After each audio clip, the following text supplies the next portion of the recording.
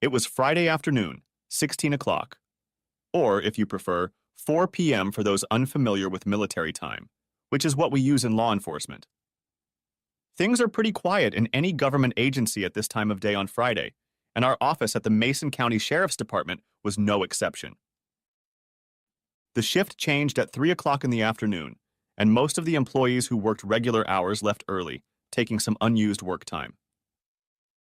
My captain and chief mate, Benito Ben Villanueva, left at noon that day to go on a mini vacation with his family to the Twin Cities for the weekend.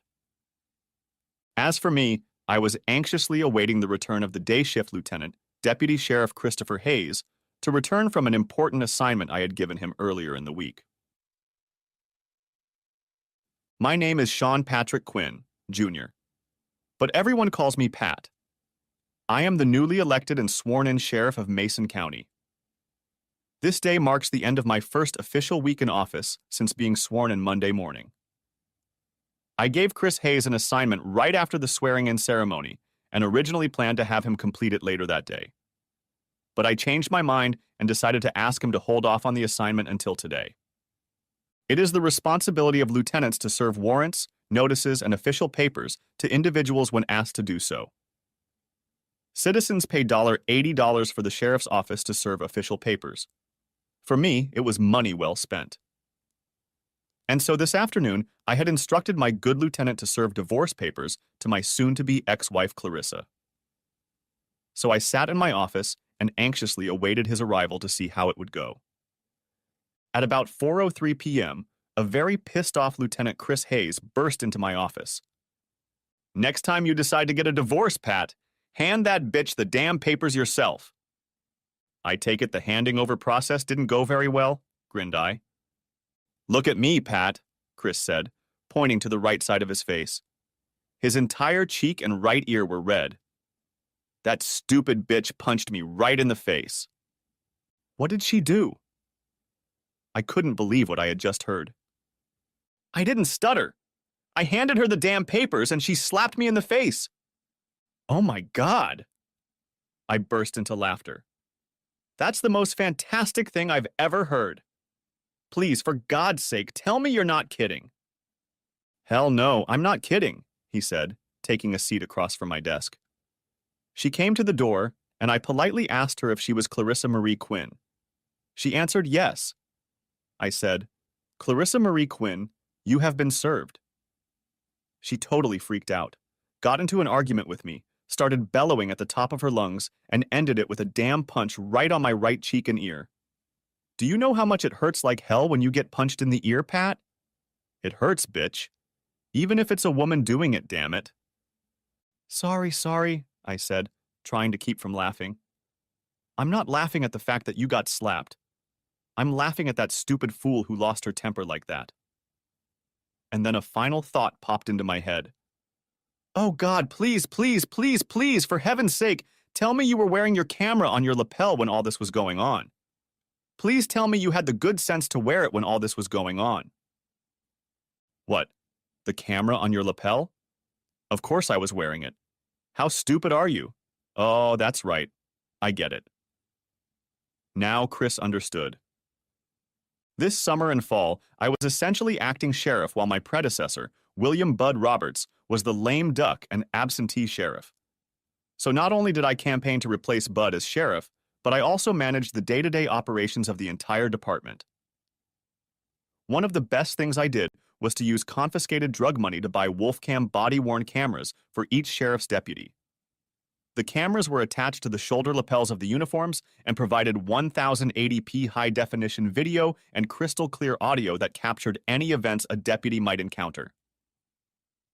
The video was recorded via Bluetooth to an onboard DVR, which also recorded video and audio from the deputy's dashboard camera. Every department that implemented these cameras saw a significant decrease in the number of complaints filed by citizens trying to accuse us of harassment or excessive use of force. In fact, complaints were still filed, but were usually withdrawn as soon as the offenders or their families saw the video of the incident. The cameras were the size of half the palm of my hand. At first, my deputies had mixed feelings about the cameras. On the one hand, they felt like Big Brother was watching them. but by now, the videos have confirmed no less than 6 accounts by my assistants of various incidents about which there have been complaints from citizens.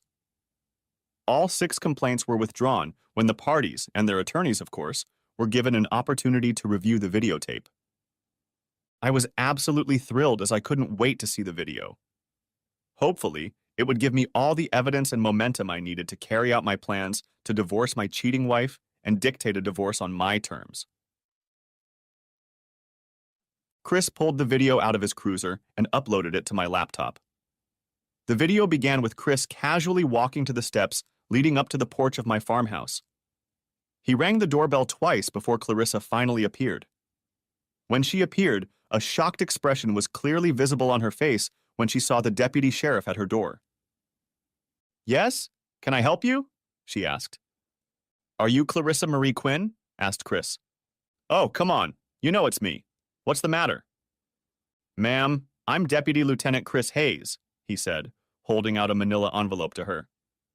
"Mrs. Quinn, you've been officially served." "What, are you kidding me?" "No, ma'am. You've been served with a summons." Oh my God, I can't believe it.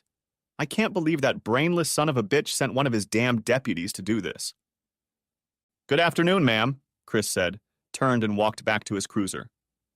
"Hey, goddammit!" Clarissa continued half-shoving, half-slapping Chris on the back. "I'm not done with you yet. Tell that bastard he better be home for dinner. I won't accept that. Tell him to get his ass home so we can talk this over." "Ma'am, you need to calm down. I will not tolerate you touching me in an aggressive manner." Chris struggled to remain calm.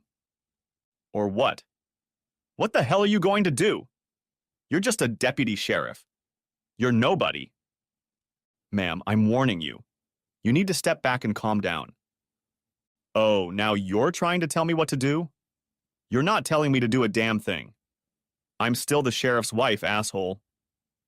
She headed toward him, waving the envelope as if threatening to hit him with it. "Tell Patrick to be home by 6 o'clock. He better not go to his little whore's house on the north side." "Ma'am, calm down now." Chris reached forward and put a hand on her shoulder to stop her from approaching him. Instead of calming her down, this sent Clarissa into a full nuclear explosion. "Get your damn hands off me, asshole!" she screamed, batting his hand away. "Don't you ever touch me!" And then, whack.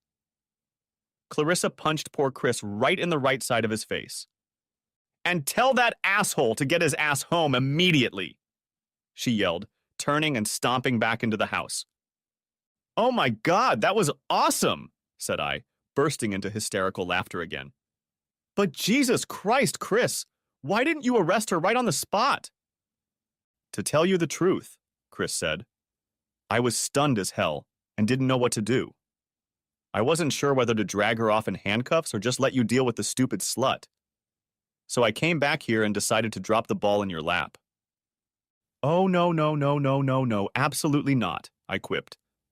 "You're going to go back in there and arrest her dumb ass for assaulting a law enforcement officer. That's what you're going to do." "Are you kidding me, Pat? Are you seriously going to drag me into this shit?" "Dude, you're already in it up to your eyeballs. Besides, don't you want a little revenge? Don't you think it would be great if you were the one to take her to jail? Log her? Sketch her? In other words, humiliate her to death for punching you in the face?" Chris thought for a moment and sighed. "You certainly make attractive arguments.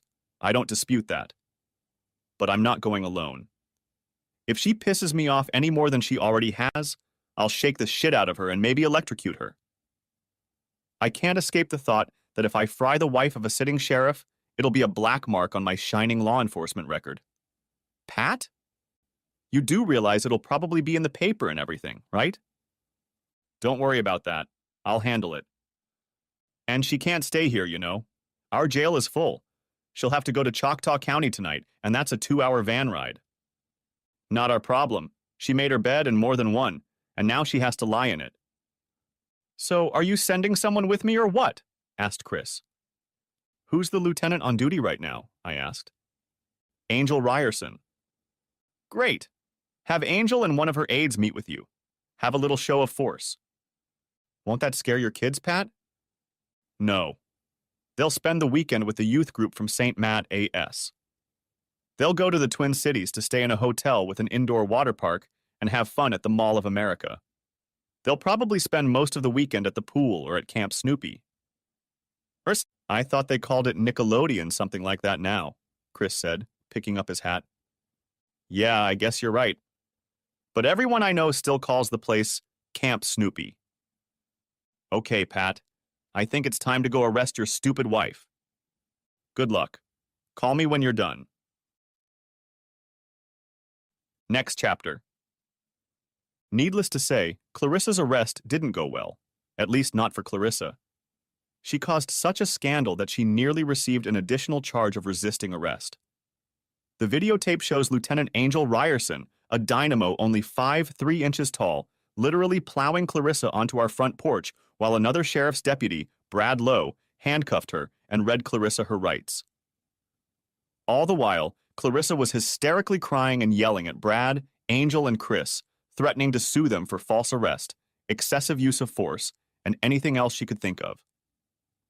But it was all caught on video in all its 1080p glory, and with perfect audio that caught every swear word, sneeze, and snort. Add to that the video of her being handed her papers, and there's not a single judge who would think the 3 sheriff's deputies had behaved exceptionally professionally the entire time. By 6:30 p.m., Clarissa was photographed, registered, fingerprinted, and admitted to the Mason County Jail. By 7 p.m., she was dressed in red and white striped jail clothes and the same red sneakers. She cried hysterically as she was led to a van that took her nearly 2 hours south to the Choctaw County Jail near the town of Cherokee Flats. The Choctaw County Jail has a capacity of 240 inmates, while our jail holds no more than 40, and a full house meant that our jail was literally bursting at the seams. This was a situation that I, as sheriff, had to fix, and it was one of my top priorities. Since the magistrate judge doesn't work weekends except for emergency warrants, Clarissa would now have most of the next 72 hours to sit and think about what she had done.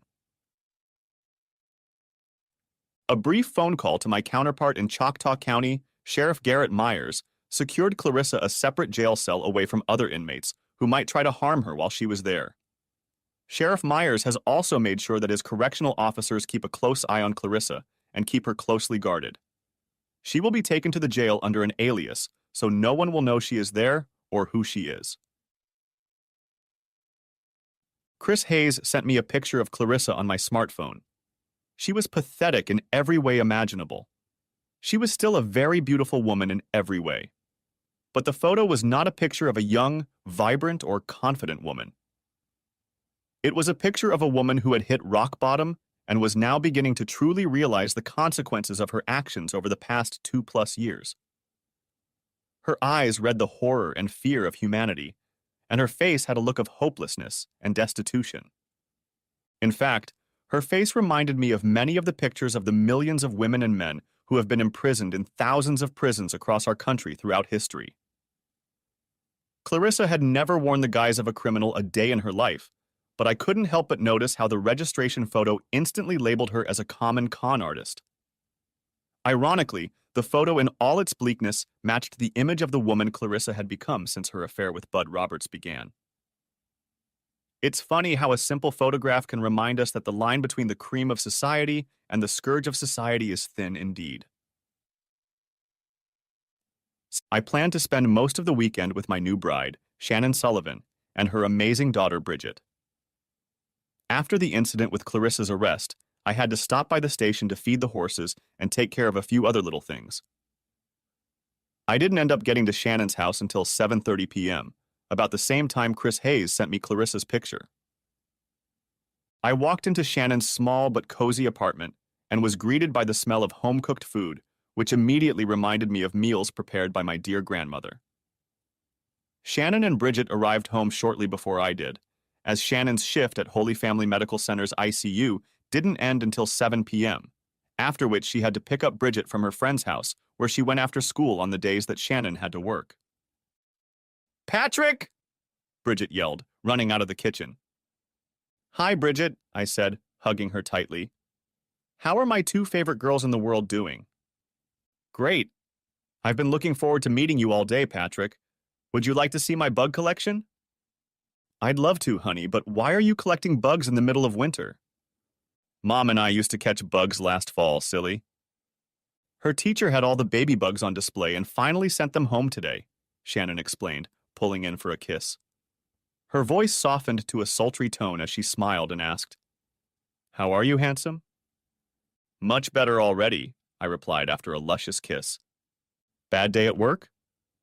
"I'll explain after dinner." "Okay," she said with a concerned look. Bridget spent the next 20 minutes telling me about her bug collection and how her day at school was going, right up until Shannon put a huge plate of meatballs and mashed potatoes on the table. I couldn't believe she could whip up such a delicious dish so quickly. It turned out that Shannon likes to make 5 or 6 full meals for the weekend, and then put them in the freezer to take out and put in the oven to warm up later. I could only hope that the sheriff's office would run as efficiently as Shannon runs her household. It only confirmed that I had indeed picked a winner. After dinner, I helped Shannon and Bridget clear the table and washed most of the dishes, which was the least I could do after a great meal. We played a board game of Bonkers, which Bridget just loves. Then it was time for Bridget to go to bed, so I read her a story. Today it was The Lorax by Dr. Seuss. When Bridget went to bed, I met Shannon in the living room, where she had changed into pajama pants and a Minnesota State t-shirt and was sipping juice. "No wine tonight?" I asked. Not tonight, love. I have to work tomorrow, and I promised Mindy Sutherland I'd be there to pick her up by 6. Mom's coming early to pick up the baby and take her to the ranch for the day." "I see. I'm sure she'll have fun." "But you won't say no to a glass." "I don't mind," I said, heading into the kitchen and pouring myself a large glass of Chardonnay. I'm not enough of a wine connoisseur to know what wine to drink and when to drink it, before, during, or after a meal. But Shannon's peach Chardonnay was good. It had alcohol in it, and it would suffice for my simple palate. I sat down next to Shannon on the couch and let out a long sigh, finally letting go of all the stress of this day and my first week as sheriff. It was the sigh of someone who had a rough day. I thought things were going pretty well so far. "For the most part it has," I said, taking a long sip of wine. "This afternoon, however, things have changed a bit." "How so?" I looked into Shannon's beautiful eyes and said, "Chris Hayes handed Clarissa the papers this afternoon." Shannon tensed up and became very worried. "Oh my goodness, this is finally happening. Are you really getting a divorce?" She grabbed my left hand, and I could feel her trembling. "This is really happening. We're really going to be together." Tears appeared in her eyes, one streaming down her right cheek. "Yes, we will, baby," I said, squeezing her hand tightly. "How did she take it?" I took a deep breath and closed my eyes. It was like a train wreck. "Like what? What happened?" "You wouldn't believe me if I told you." "Sean Patrick Quinn, don't do this to me. You can't start a story like that and not finish it. It's not fair," she admonished. Okay. You're right. My lieutenant, Chris Hayes, who works the day shift, got the papers to hand in this afternoon.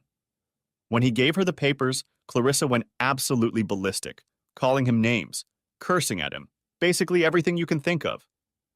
And then, I paused for effect, she punched him right in the face. Shannon gasped in shock. "Oh my God, you've got to be kidding me." "No, I'm not kidding. You should have seen how upset Chris was when he got back. He was just out of his mind." "And what happened next?" "Well, if you want to know," I began. "Oh, don't tease me. Tell me what happened." "I sent Chris back to the house with an evening shift lieutenant named Angel Ryerson and another sheriff's deputy named Brad Lowe. I ordered them to arrest Clarissa for assaulting a law enforcement officer." Another shocked sigh. "Oh my God, are you kidding me? What are you thinking?" "What do you mean, what am I thinking?" said I, somewhat dumbfounded. "Clarissa attacked one of my assistants. She's no different from anyone else. It was a completely unprovoked attack." "I know, but technically she's still your wife. I mean, I know she's done a lot of terrible things to you, but arresting her? This isn't payback for all the shit she and Bud and Marion Lawson did. It's a direct result of her getting pissed off to the point where she jumped on one of my deputies to get to me. Regardless of how she or I feel about everything, there is no excuse for her hitting one of my deputies. I also need to make it clear to Chris and my aides that I will not tolerate any insults from or towards them. I know, Shannon said, calming down a bit.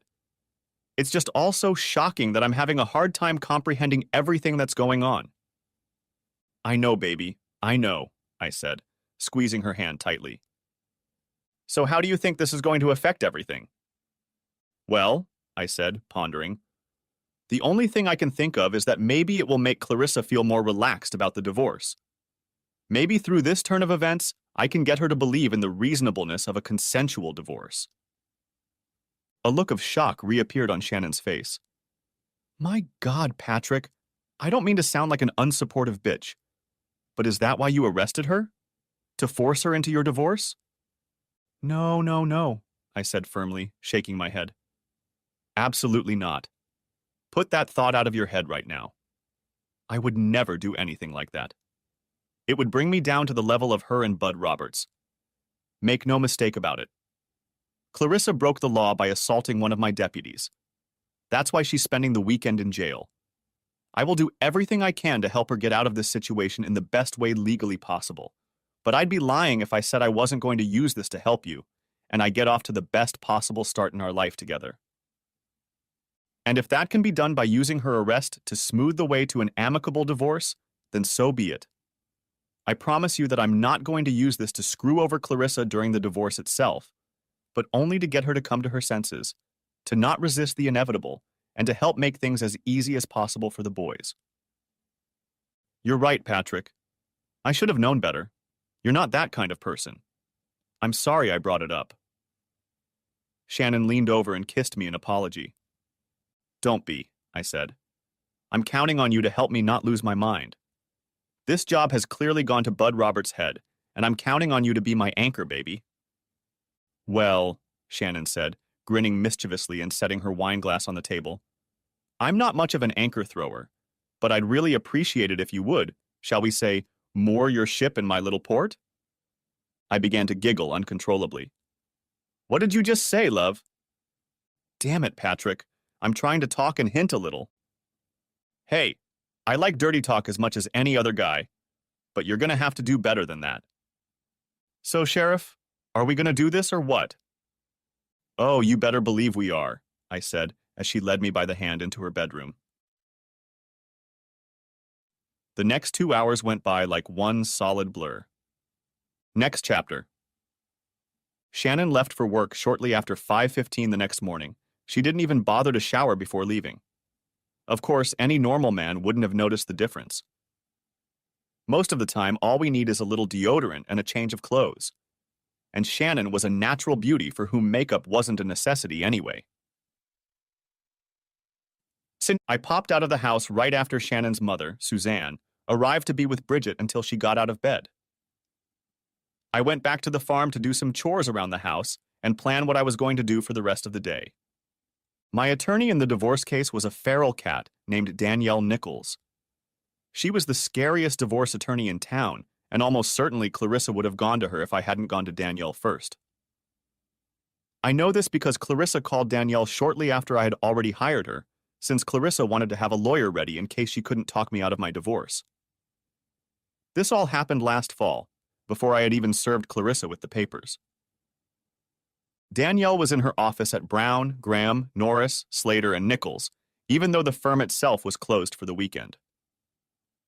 I decided that, given the events of the previous afternoon, I should call Danielle in advance. As you might expect, Danielle was frothing at the mouth discussing what she could do with Clarissa as part of the divorce proceedings after she had foolishly slapped one of my assistants. Looking into the eyes of Danielle Nichols, Esquire, was like looking into the eyes of Satan himself. I could only be glad she was on my side.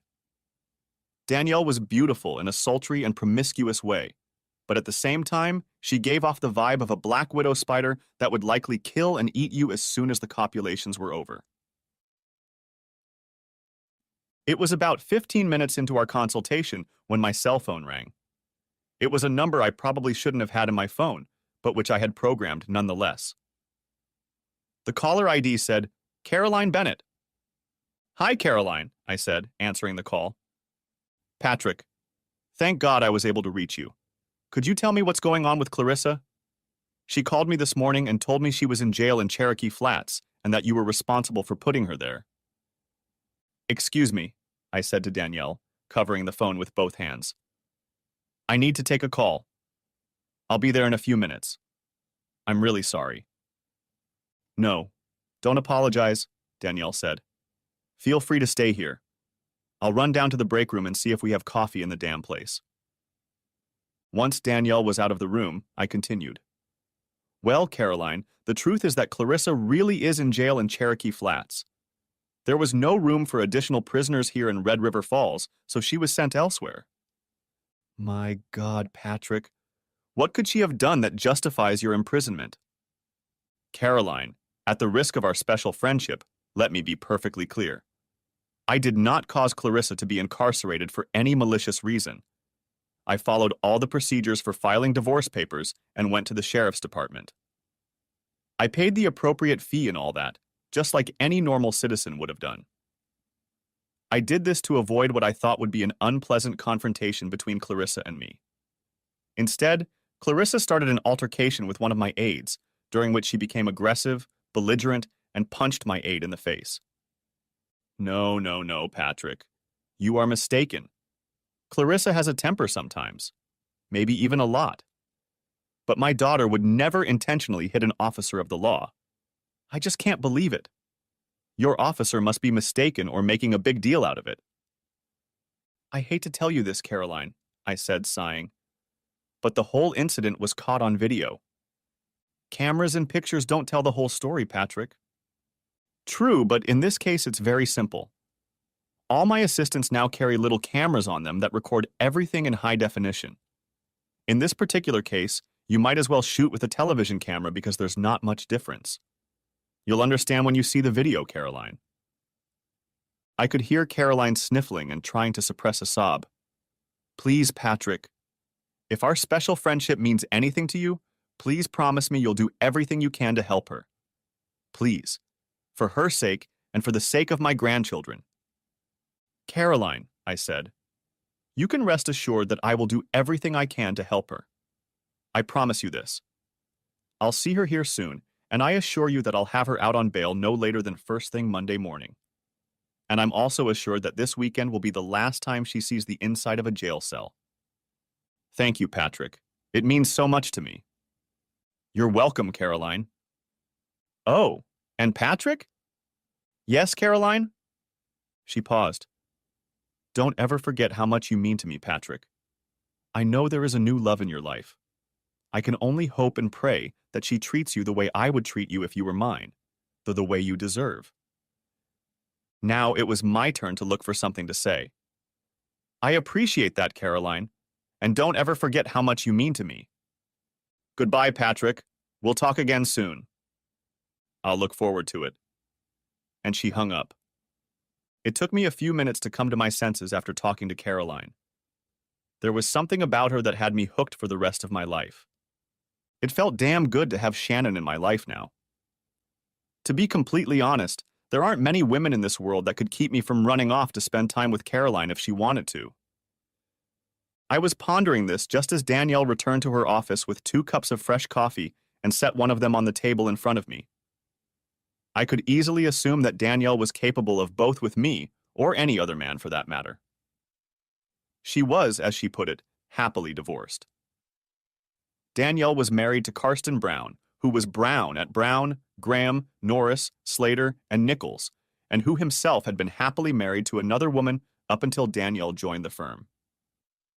Danielle was an associate attorney at the firm until Karsten Brown divorced. She then became a partner in the firm shortly after becoming Karsten Brown's bedroom partner. From a gossip columnist's point of view, it was all scandalously delicious, which only confirmed the old adage. There's not much of interest in a small town, but what you hear more than makes up for it. So, Danielle said, getting comfortable in her high-backed chair, Let's think about how we can crucify that bitchy wife of yours.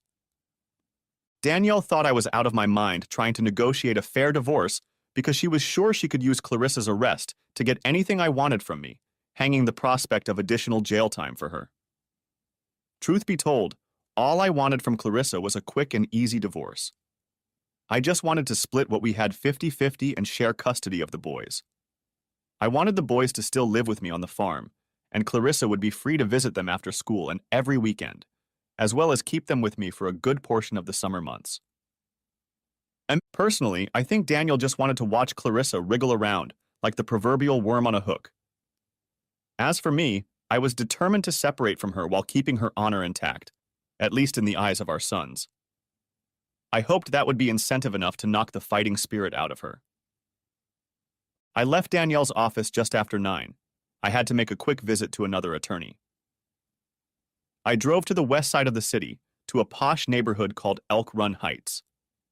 It was one of the newest apartment complexes in Red River Falls, filled with poppy mansions that housed people in high places in Red River Falls. Fox Run Golf and Country Club was included in the complex, and almost every home had a course in front of it.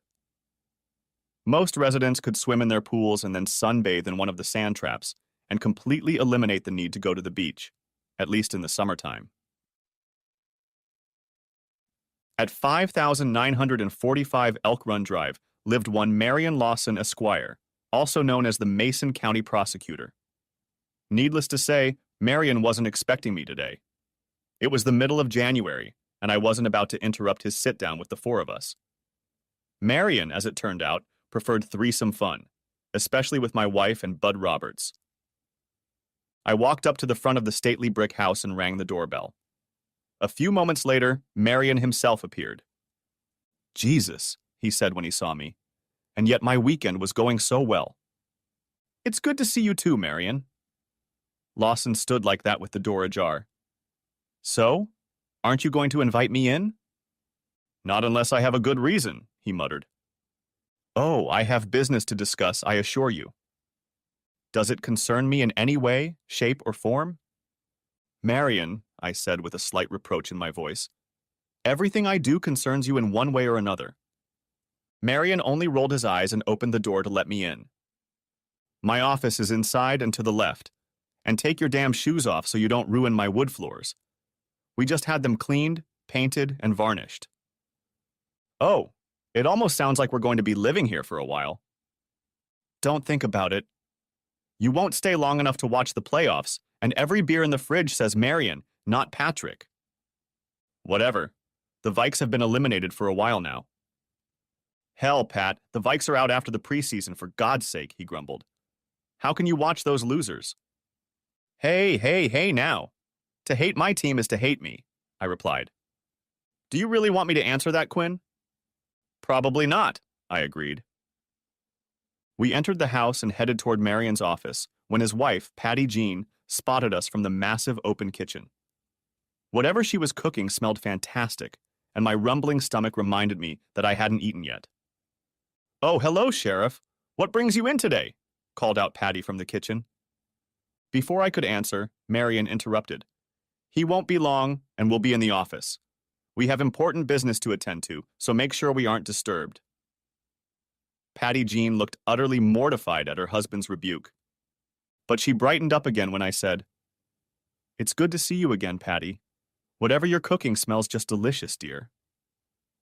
"Thank you, Patrick. We'd love to have you join us for dinner sometime." "And I'd love to join you sometime. I promise to bring my fiancé, see, lots of bad jokes and a big appetite." Patty Jean started laughing, and Marion practically dragged me into his office, closed the door behind us, and locked it. "By the way, you're not coming to dinner," he chided, settling me into a chair in front of his huge oak desk. "But Patty Jean just invited me, Marion. It would be rude to refuse her." Marion threw me a disgruntled look, settling into an equally bland chair. "Did you come here just to piss me off, Pat? Or did you really have something you wanted to talk to me about?" "Tell Patty she doesn't need to overreact. I'm a simple man with simple tastes." "Damn it, Sheriff." "Meatloaf, mashed potatoes, and gravy. Comfort food is always my favorite, especially in the winter. I bet Patty can do magic with that. I guess her cooking helps you keep your girlish figure, Marion, I grinned. I'm warning you, Pat. My deputies arrested my wife last night. Lawson's jaw nearly dropped to the floor. What? Are you kidding me? No, I'm not kidding. She was served divorce papers yesterday and she attacked one of my assistants. Lawson stared at me wide-eyed. You know, Phil Robertson said it best.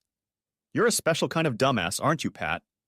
I mean, my God, who the hell did the people of this county elect as sheriff? They elected someone who doesn't think they or their families are above the law. Bullshit. What did she do? Confronted him as he walked by? No.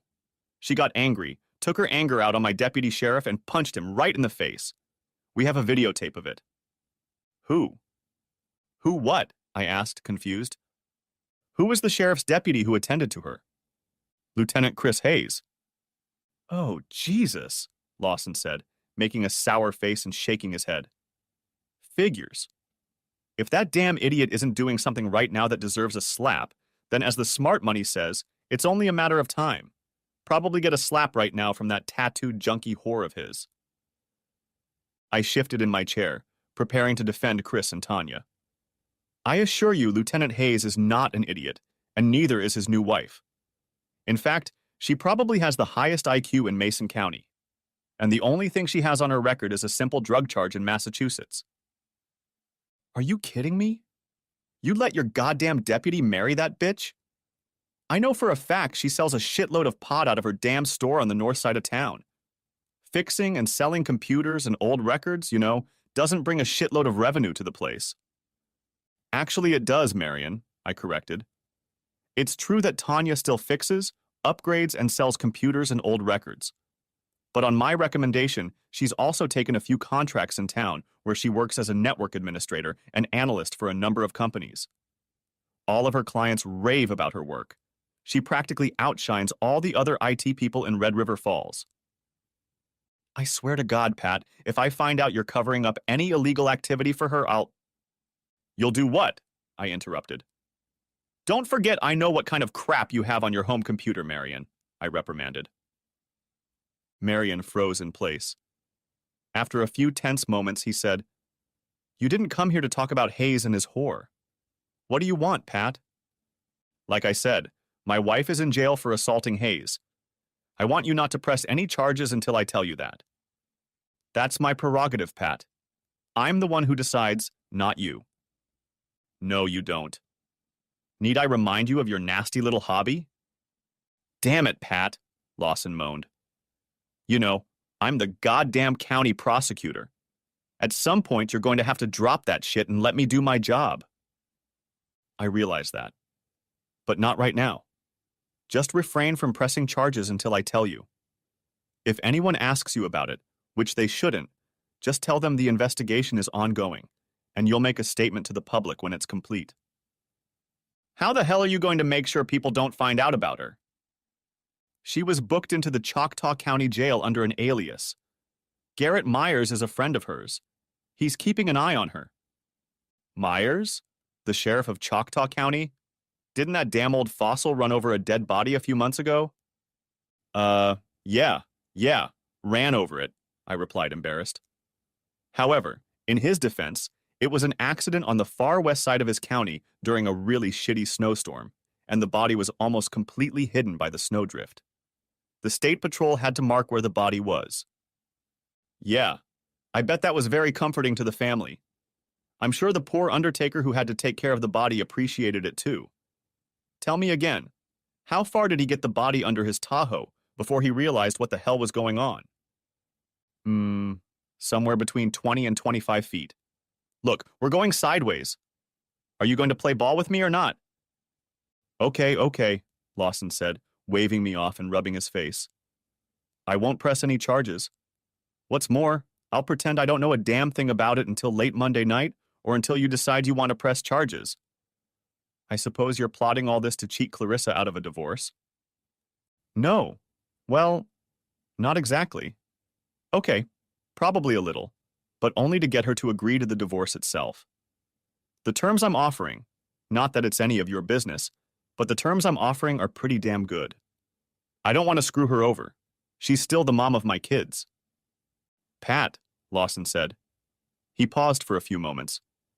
Can I ask you something personal? Gee, Marion, are we going to have a bonding session? Hardly, he hummed. Bummer. Oh well. Shoot, I said. What happens to Clarissa when it's over? My eyes narrowed and my stomach clenched. What do you mean? Well, he began, I mean that Clarissa will obviously be single again. And I'm sort of, maybe, wanted to see if you'd mind. Don't even think about it, I growled. What's the problem, Pat? You're obviously not going to be with her. You can see my marriage is in the toilet. I promise I'll treat your boys. I stood up, slammed both hands on Lawson's desk, looked him straight in the eye and growled, My boys already have a father. And my goddamn future ex-wife is out of reach for you, Marion. Do you understand? Do you understand? Lawson only sighed, raised his hands in surrender and said, All right, have it your way. But if I help you with this, I'll consider us even, Pat. I want you to get those damn photos off the file on my server, and I want those damn hidden photos off the internet. Deal? Let me explain something, Marion. You and Bud Roberts entertained my wife for a threesome. You had the nerve to even tell me about it and try to humiliate me about it. Guess what? You and I are not even. Not by how many, damn, shots. We won't be even for a long, long time, if ever. I stood up, walked over to the door to Marion's office, and unlocked it. Turning the knob, I looked at Marion one last time and said, And those goddamn pictures will stay where they are. Next chapter. I spent the night at the farm alone, not with Shannon, though I really wanted to stay with her. Who the hell wouldn't want to spend the night making love to this incredible woman and her amazing body? But I decided to spend it alone and finalize a few more details in my upcoming divorce plans. The next morning I skipped Sunday Mass, and by 9 o'clock I was in my department-issued and aging 2010 Ford Expedition. I pulled onto Highway 120 and headed south toward Cherokee Flats. The drive took about 2 hours and was fairly sparsely populated. The speed limit on the road was 65 miles per hour, so I was traveling fast and steady. The Choctaw County Jail was located in the northern part of Cherokee Flats. It was a newer building that housed the jail, sheriff's offices, and even a courtroom that served as an auxiliary to the room in the county courthouse. The jail itself was quite impressive and much larger than the one in Mason County, which was located on top of the Mason County Courthouse. There was a rather large exercise yard enclosed in 3 separate rings of chain-link fencing, each ring surrounded by 3 rows of razor-sharp wire. Woe betide anyone who was foolish enough to try to climb over it, let alone those who were brave enough to do so at least 3 times. The Choctaw County Jail differed from the Mason County Jail in another significant way: the visiting room. Both jails only allowed visitors for low-risk inmates. But while the Mason County Jail allowed visitors to see the inmate face-to-face, the Choctaw County Jail used a video system that allowed visitors to see the inmates only on a closed-circuit television screen.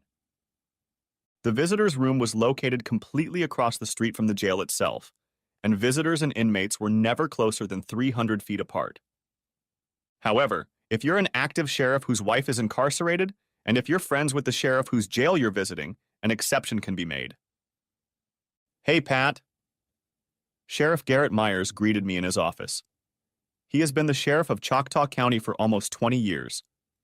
Garrett is about 60 years old, has a full head of perfectly styled silver hair, but is still in great shape for his age.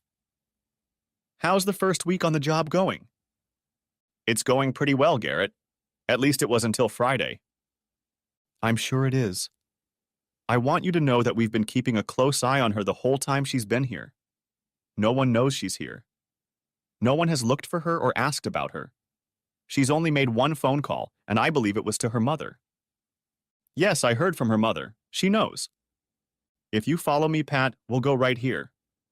Although normal meetings are only by video link, we have to allow attorneys to meet with their clients in private. That's why we have a secure room in this hallway where you will meet your wife. Thank you, Garrett. I really appreciate it. Glad to have helped, Pat. And of course, stay here as long as you need to. Thanks again, Sheriff.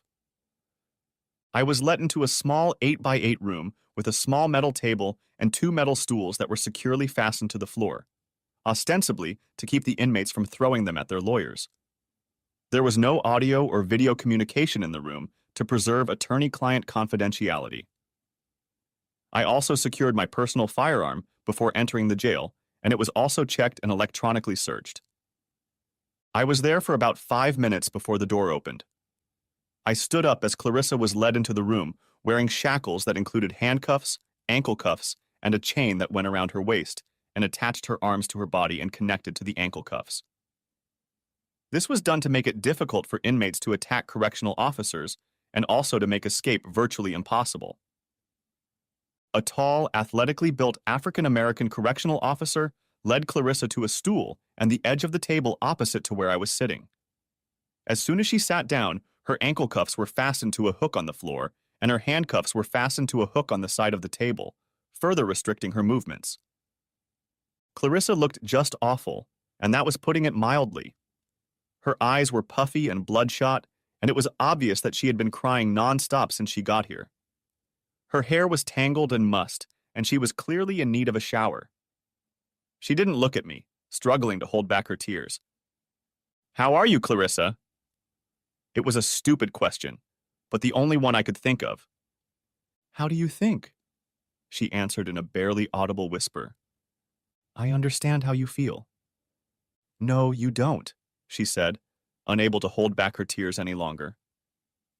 "How can you understand?" Asterisk. "How could you do this to me, Patrick?" I leaned over and said, "I didn't do this to you, Clarissa.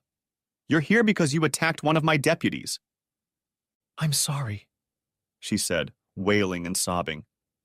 "I only got upset because I thought he came to tell me something bad had happened to you." "That's not true, Clarissa, and you know it. You know full well what the procedures are for an officer's fall. Hell, you've been through this before, remember? You knew damn well Chris Hayes wasn't there." "I swear to God, Patrick, that's exactly what I thought. I don't care what your assistant told you," she sobbed, still unable to look directly at me. "No, Clarissa, you didn't. I have it all on video." "How could you see anything? His car was parked in the driveway, Patrick. It's my word against his." "Clarissa, a few months ago, we bought the little cameras that sheriff's deputies wear on their uniforms, like walkie-talkies. The cameras saw and recorded everything that happened. Chris Hayes approached you, handed you the ID, and then you followed him to his car. You deliberately followed him and were acting belligerent and provoking him the entire time. He put his hand out to prevent you from approaching him, at which point you proceeded to use your left hand and hit Chris on the right side of his face. I have it all on my phone. See?" I pulled out my smartphone that Garrett had let me take with me. I opened the video clip and started playing it. Clarissa refused to look at my phone at first, believing until the last second that there was no way this whole situation could have been caught on camera. But as soon as she heard the unmistakable and perfectly clear sound of her own voice, she immediately stopped crying and stared at the video, too shocked to say anything. When the video finished playing, Clarissa turned away from me again, only this time with shame. "Patrick, what's going to happen to me?" "Well," I said, tucking my phone back into my pocket, "it's up to you. Right now you're facing an assault charge, or rather, assaulting a police officer. That would be an aggravated misdemeanor. Theoretically, you could face 2 to 5 years in prison." "Oh my God," she whispered. "Please tell me you'll help me, Patrick." "I will help you, Clarissa. But you will also help me." "What do you want me to do?" "I want you to sign the divorce papers. I want you to take them, sign them, and make this whole process as smooth and painless as possible for us, for Nick and Jake." "Is that what this is about? You arrested me to get what you wanted in the divorce?" You son of a bitch. She burst into tears again and sobbed, trying to pull herself together and control her breathing. No, Clarissa. Make no mistake about it. That's not what got you imprisoned. You could have easily taken the papers and lost your cool when we spoke again. Instead, you decided to dive off the crazy board and went straight to jail. The attack on my assistant brought you here, not me. If you're right about anything, make sure you get that part right. Then how is helping me get a divorce going to help me? I'll help you get the charges reduced so you get off with only time served. Or, if I'm very lucky, I can get Deputy Sheriff Hayes to drop the case altogether. But I'll only speak on your behalf if you agree to make our divorce as painless as possible. Will you agree to that, Clarissa? She raised her eyes to the ceiling in despair. What choice do I have? Easy. You can either help yourself or you can't. But I don't want a divorce, Patrick. How many times do I have to say it? I don't want a divorce. I don't want to splinter our family.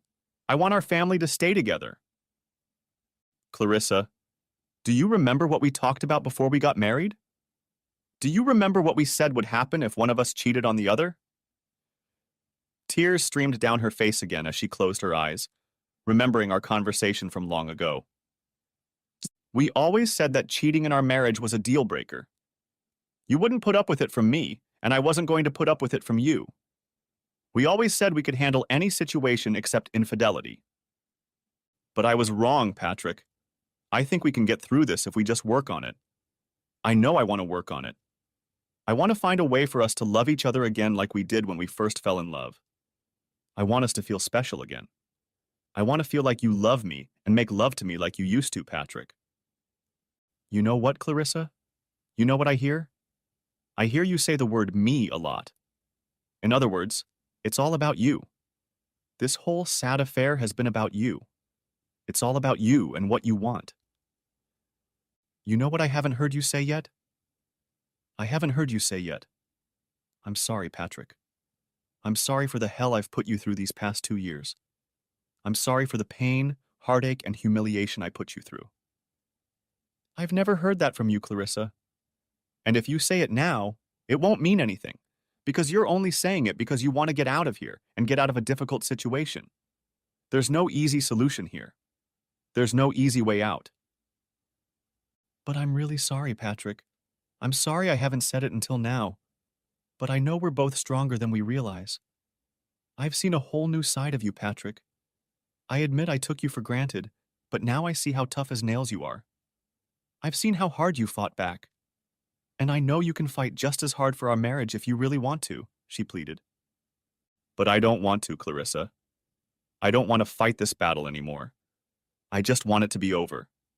You have no idea what you've done to me.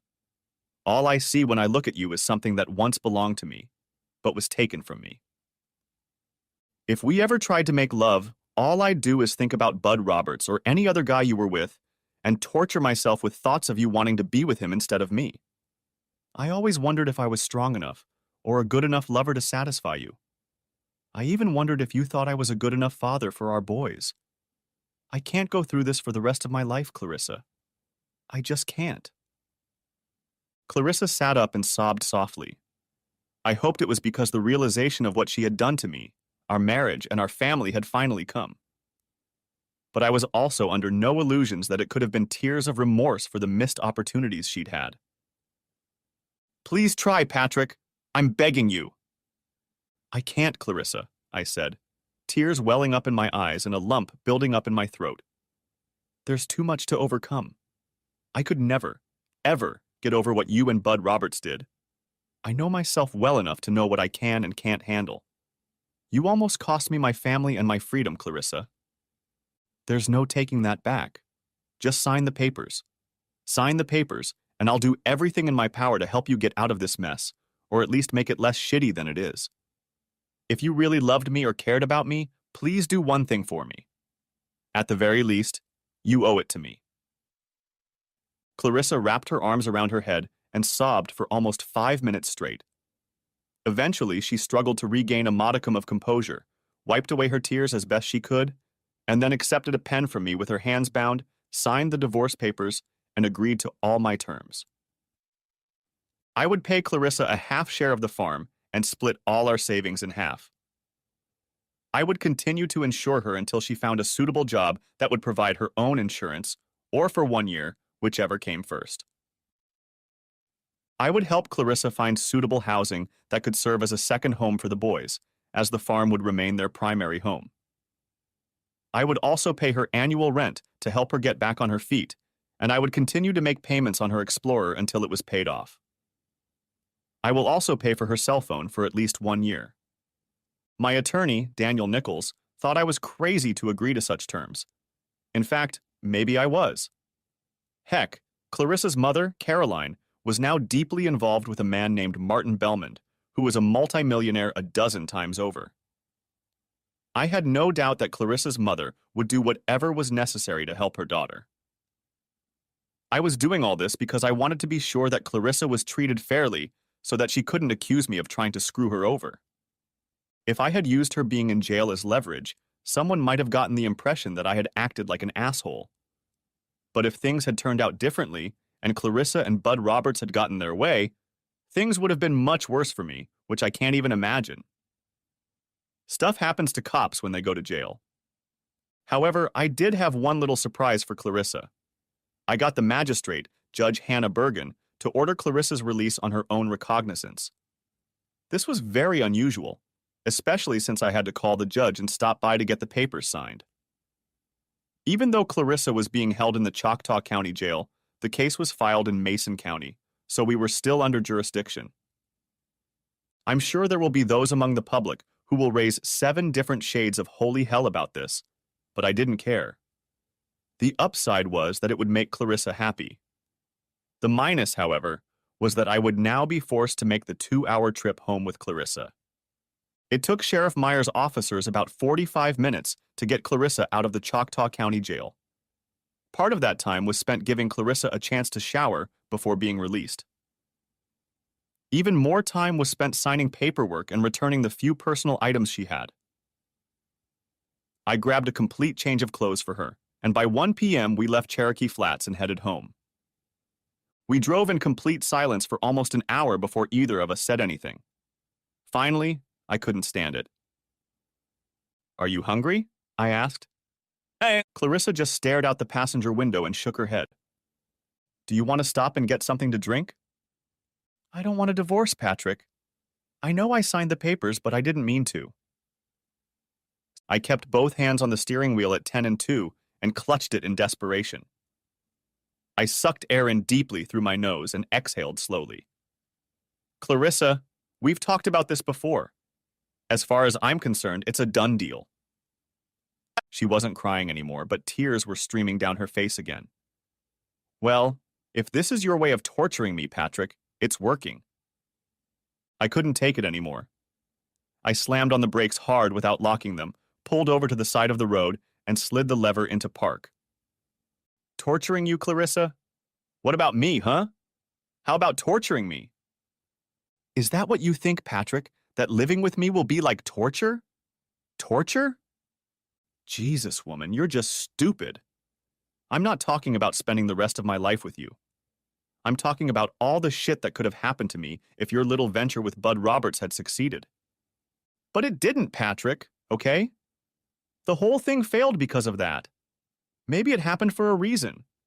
Maybe we were supposed to stay together. At least you have to learn to move on." "I can't, damn it." "For God's sake, Patrick. Why the hell not? Why can't we at least try to move on with our lives together? Why is divorce the only option?"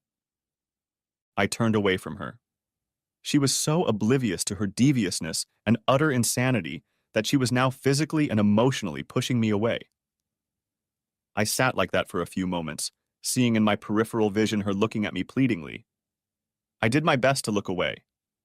It took everything I could not to break down, to find a way to keep my cool and fight the urge to smash Clarissa's head into the dashboard again and again and again and again until there was nothing left of her but her neck and a bloody stump in place of her blunt, fat melon.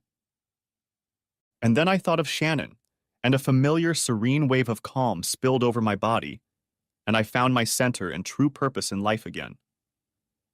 I closed my eyes and thought of her, and imagined the feel of her body, the feminine power of her embrace, the taste of her lips, and the smell of her soaps, lotions, and perfumes. It was then that I calmed down enough to say to Clarissa what I had been trying to find the strength to say to her all along. I can't, Clarissa. I have no way to move on with my life. To do that, Clarissa, I'm going to have to go back to being the old me, the one who trusted you and loved you enough to have no doubt that you would ever cheat on me, the one who never wondered if you loved me back. What you did to me, Clarissa, absolutely changed me on a molecular level, if that's even possible. Your betrayal and the plans you shared with Bud Roberts to completely crush and destroy me have turned me into someone I never thought I could become. And it's both amazing and tragic at the same time. To save myself, I had to learn to think as evil as you and Bud. To save myself, I had to learn to plot, conspire, beg, borrow, and steal to get what I needed to stay out of jail. I broke the laws I swore to uphold, just to serve what I thought was a greater purpose. I tore the threads of the law to keep the veil of justice intact and to keep the unsuspecting public safe from dangerous people who might otherwise be free to roam the streets and countryside because of what you and Bud Roberts tried to do to me. I have become what I despise: conniving, manipulative, mean-spirited, and other adjectives and superlative words you can think of to describe me. But I never did any of those things for myself. I did them for my boys. I did them for the community at large. I've done them for you, and even for Bud Roberts and Marion Lawson. I don't have blood on my hands, Clarissa, but I got a hell of a lot of dirt on them now. I'm not the Dudley Dorite I used to be. But the silver lining, Clarissa, is that thanks to your and Bud's actions, I survived. I can honestly say there is nothing I wouldn't do to protect my family, friends, and the people of Mason County from harm. I have faced death because of my commitment to this cause, and I have come back to tell it, both literally and figuratively. I put it in reverse gear, honked, put the big SUV on the highway, and headed back toward Red River Falls. So, yes, Clarissa, you're right. I'm tough as nails. Fighting for your life, whether it's from death itself or from an existence worse than death in prison, will do that to you. So I won't thank you for ruining our family. But in a way, I am thanking you for making me a stronger person. Because I can honestly say that I would never have been ready to be sheriff if it wasn't for you. At this point, I stopped talking, and the rest of the trip my soon-to-be ex-wife and I drove in silence. It was literally a journey into the future for Clarissa, for now she had to decide what her future would be. Only she could set the direction. The only thing I knew was that her future would not include me, at least not as her husband. When we got home, Clarissa, without saying a word, went upstairs and got into bed. She slept for several hours, probably from pure exhaustion after the weekend spent in jail. The boys had returned home from a weekend trip with a youth group to the Twin Cities and were eager to tell us all about it. As I listened to their youthful chatter and excitement, I realized there was no way I would have arrested Clarissa if they had been home all weekend instead of 200 miles east of here. Luck for me, and bad luck for Clarissa. Eventually, Clarissa came downstairs around dinner time. She smiled and greeted the boys with hugs and kisses on their heads. She had prepared a light dinner for all of us, consisting of fried ham and cheese sandwiches. And to my amazement, after dinner, Clarissa asked us all to stay at the dinner table. I had no idea what was in store for me, but she sat down at the table and broke the news to the boys that she and I were breaking up. She explained to the boys that we were having some serious problems, and that although we loved both Nick and Jake very much, she and I couldn't stay together, and she was going to move out for a while. Clarissa even said that it was her decision, and asked Nick and Jake not to be angry with me as it wasn't my fault. She was a little sneaky, though, saying that she wasn't sure how long we'd have to be apart, just long enough for her and me to work out some differences. I'm sure she didn't take too long to give the boys time to adjust to the fact that we weren't together, and I was grateful to her for that. She also assured the boys that their home would not change, and they would stay in the house and on the small piece of land with their horses, cattle, dogs, and cats that they had grown to love so much. Clarissa assured them that although the boys would not be spending time with her and me at the same time, they would still see both of us all the time. She even asked them to help me whenever possible, and also asked them to help her find a suitable place to live in Red River Falls so they could spend time there after school and then return home to the farm each evening. To their credit, the boys were saddened, but took the news much better than I expected. Of course, it was not without tears, but none of them broke down completely or became hysterical. Perhaps they had suspected and even expected that this was what would eventually happen. Nick alluded to this back when I was at a law enforcement conference in Minneapolis a year and a half ago. Sometimes we adults don't give our children credit for their intuition and perception of the world around them. A few days later, Clarissa rented a very nice apartment in a new townhouse complex inside a gated community. The complex had its own playground and pool, which the boys were sure to enjoy this summer, and it was 6 blocks from the high school they both attended. It didn't take long for Chris Hayes to talk Clarissa into dropping the charges against her for assaulting a police officer. I think Chris knew how hard this would be for all of us and realized that Clarissa was acting out of desperate self-preservation and not out of malice toward him or any other sheriff's deputy. Marion Lawson played ball, as I demanded, and Judge Hannah Bergen did her best to keep the matter quiet. If we ever had an audit for any reason, people remembered that something happened, but there was no paperwork or reports to clarify what. Of course, I never told Clarissa anything about it, just to make sure the divorce went through.